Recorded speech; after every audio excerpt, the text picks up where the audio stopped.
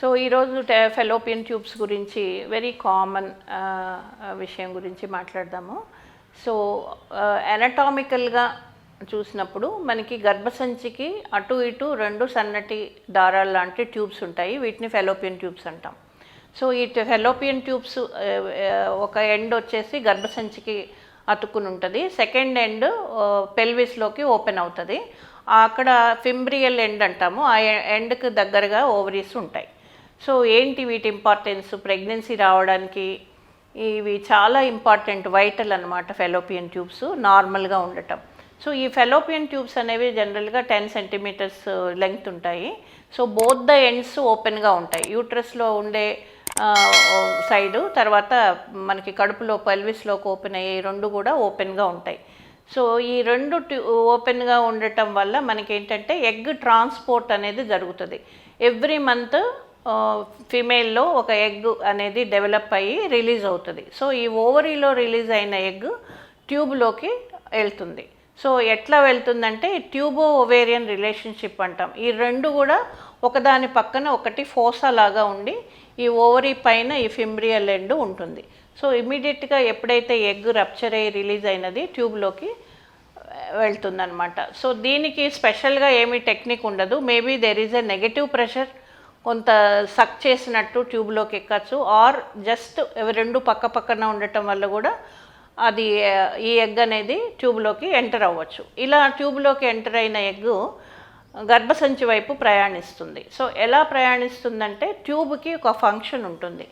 ఏంటి ఆ ఫంక్షన్ అంటే ఈ ఓవాని యూట్రస్ వైపు ట్రాన్స్పోర్ట్ చేయటము, తయారైన ఎంబ్రియోకి సపోర్ట్ న్యూట్రిషన్ అది 3 days 4 days అది ట్యూబ్లో ప్రయాణించినంత టైం కూడా అది సపోర్ట్ చేయటం. సో ఇది మూమెంట్ ద్వారా ఈ ఎగ్ని గర్భసంచి వైపు పుష్ చేస్తుంది. సో పెరిస్టాలిటిక్ మూమెంట్ లాగా ఈ మజిల్స్ కంట్రాక్షన్స్ తోటి ఎగ్ జరగడము, తర్వాత లోపల లైనింగ్కి సీలియా అని సన్నటి దారాలు లాంటివి ఉంటాయి. అవి వాటిని బ్రష్ చేసినట్టు ఈ ఎగ్ని గర్భసంచి వైపు మూవ్ చేస్తాయి. సో ఈ రెండు ఫంక్షన్స్ కూడా ట్యూబ్స్ హెల్దీగా ఉన్న ట్యూబ్స్లోనే ఉంటుంది. సో మనం ఎప్పుడైతే చెప్తామో పేటెంట్ హెల్దీ ఫంక్షనింగ్ ట్యూబ్స్ ఉండాలి. ఓన్లీ ట్యూబ్స్ ఓపెన్గా ఉంటే ఒకటి సరిపోదు నార్మల్ ప్రెగ్నెన్సీకి. అవి పేటెంట్ అంటే ఓపెన్ ఉండాలి, ఫంక్షనింగ్ ట్యూబ్స్ ఉండాలి, హెల్దీగా ఉండాలి, ఏమి ఇన్ఫెక్షన్స్ లేకుండా. ఎప్పుడైతే మైల్డ్ ఇన్ఫెక్షన్ ఏదన్నా వచ్చిందనుకోండి, ఈ లోపల సీలియా అనేది డ్యామేజ్ అవటము, or the movement tubal movement అనేది డిస్రప్ట్ అయిపోయి ఈ ఓవం అనేది గర్భసంచి వైపు మూమెంట్ జరగదు, అందువల్ల కూడా ప్రెగ్నెన్సీ రాదు. సో ఇలా ప్రయాణిస్తున్న ఎగ్ స్పర్మ్తో కలిసినప్పుడు ఫర్టిలైజ్ అయ్యి, అలా ఫర్టిలైజ్ అయిన ఎంబ్రియో ఈ ట్యూబ్లో 2-3 రోజులు ప్రయాణించి గర్భసంచిలో ఎంటర్ అవుతుంది. అప్పుడు ఆల్మోస్ట్ 5 days తర్వాత 5 to 7 days ఇంప్లాంటేషన్ అనేది జరుగుతుంది.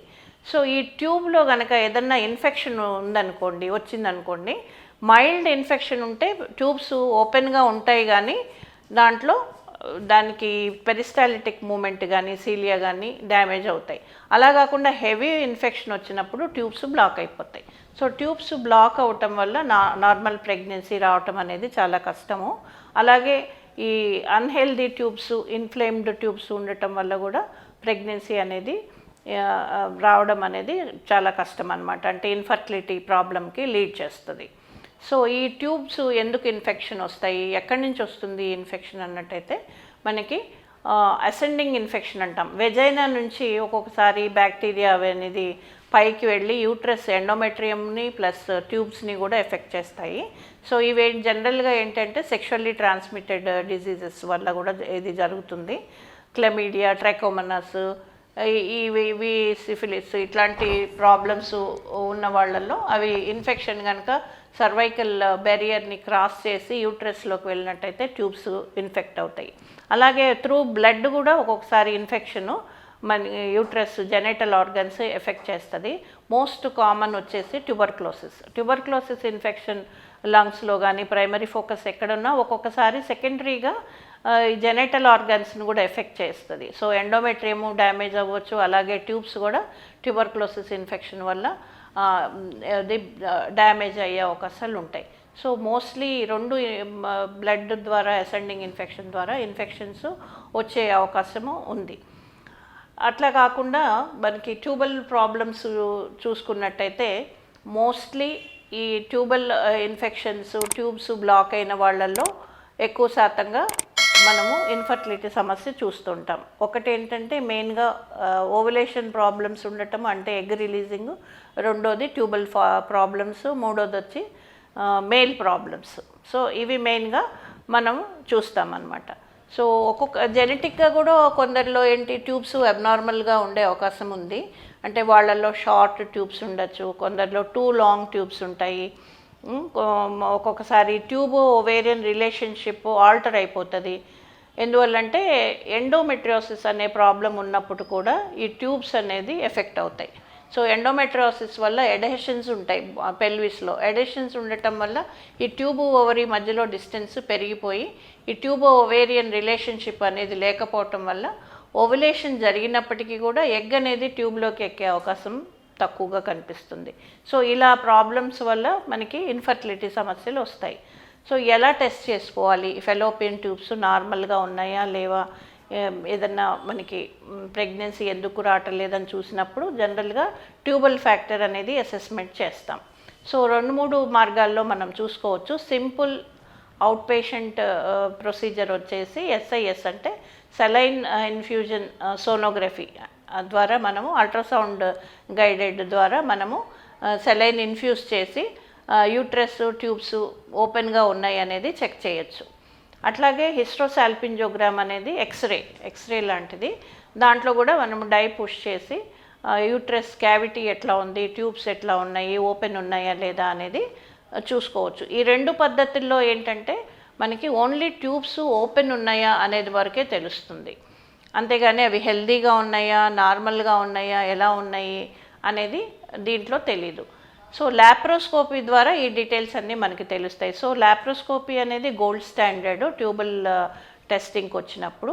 ట్యూబల్ టెస్టింగ్ అనే కాకుండా ఇన్ఫర్టిలిటీలో laparoscopy is the gold standard. దీంట్లో ఏంటంటే we have a complete picture what's happening. Pelvis అంతా కూడా మనకి కంప్లీట్గా మనం చూడటం జరుగుతుంది. లాప్రోస్కోపీలో 2 స్కోప్స్ మనము 2 ఓపెనింగ్స్ ద్వారా స్కోప్ వేసి లోపల యూట్రస్, తర్వాత ట్యూబ్స్ ఎలా ఉన్నాయి, ట్యూబల్ లెంగ్త్ ఏంటి, ట్యూబో ఓవేరియన్ రిలేషన్షిప్ నార్మల్గా ఉందా లేదా, ట్యూబ్స్ హెల్దీగా ఉన్నాయా, ఆర్ దే ఇన్ఫ్లేమ్డ్గా ఏమన్నా ఉన్నాయా, లేకపోతే ఏమన్నా వాపు ఉందా, హైడ్రోసాల్పింగ్స్ లాంటివి ఉన్నాయా, ఇవన్నీ కూడా మనకి క్లియర్గా లాప్రోస్కోపీ ద్వారా తెలుస్తుంది. అలాగే ఎండోమెట్రియోసిస్ ఏమన్నా ఉంటే, పెల్విక్ ఎడెషన్స్ ఉన్నా, ఇవన్నీ కూడా మనకి లాప్రోస్కోపీలో క్లియర్గా తెలుస్తుంది. So laparoscopy is the ultimate test for the tubal patency. ఒకవేళ మనకి ట్యూబల్ ప్రాబ్లమ్స్ ఉన్నట్టయితే so we can go to open the tubes or go for the treatment. So మనకి ట్యూబ్స్ అంతా నార్మల్గా ఉండి ఇన్ఫ్లమేషన్ లేకుండా నార్మల్ ట్యూబ్స్ ఉండి బ్లాకేజ్ ఓన్లీ వన్ సైడ్ ఎక్కడన్నా ఉంటే కనుక ఫెలోపియన్ ట్యూబ్ క్యాథెటరైజేషన్ అని ఉంటుంది. సో ఆ ప్రొసీజర్ ట్రై చేయొచ్చు, FTC అంటాం. అలా కాకుండా కంప్లీట్గా 2-3 ప్లేసుల్లో ట్యూబల్ బ్లాక్స్ ఉన్నాయి, లేదంటే ట్యూబెక్టమీ తర్వాత, పోస్ట్ ట్యూబెక్టమీ తర్వాత కొందరు మళ్ళీ పిల్లలు కావాలనుకునే వాళ్ళల్లో కూడా ట్యూబ్స్ బ్లాక్ ఉంటాయి కదా, అవి మనము సర్జికల్గా రీకెనలైజేషన్ ద్వారా ఓపెన్ చేసుకోవచ్చు. సో అట్లా సర్జికల్ మెథడ్లో కానీ ఓపెన్ చేయొచ్చు. బట్ అన్హెల్దీ ట్యూబ్స్, ఇన్ఫ్లేమ్డ్, తర్వాత ఇన్ఫెక్టెడ్ ట్యూబ్స్ అలా ఓపెన్ చేసినా కూడా నార్మల్గా ప్రెగ్నెన్సీ అవకాశం చాలా తక్కువ ఉంటుంది. సో అదేవిధంగా ట్యూబల్ ప్రాబ్లం ఉన్న వాళ్ళల్లో IUI ద్వారా కూడా సక్సెస్ రేట్ ఉండదు. ఎందుకంటే the whole process of fertilization, egg sperm కలవటము, ట్రాన్స్పోర్ట్ ఇవన్నీ ట్యూబ్లో జరుగుతుంది. కాబట్టి మనకి IUI అనేది మనము నాట్ ఇండికేటెడ్. ట్యూబల్ ప్రాబ్లం ఉన్న వాళ్ళల్లో IUIలో సక్సెస్ రేట్ ఉండదు. సో ద ఇంపార్టెంట్ అయితే బట్టతల అసలు ఎందుకు వస్తూ ఉంటుంది, దీనికి కారణాలు ఏంటంటారు? బట్టతల మనము ఎక్కువగా మగవాళ్ళలో గమనిస్తుంటాము. అలా అన్నప్పుడు ఆడవాళ్ళు రాదు అని కాదు, మగవాళ్ళలో ఎక్కువ శాతం వస్తుంటుంది, ఆడవాళ్ళలో కూడా వస్తుంది, బట్ చాలా తక్కువ శాతం.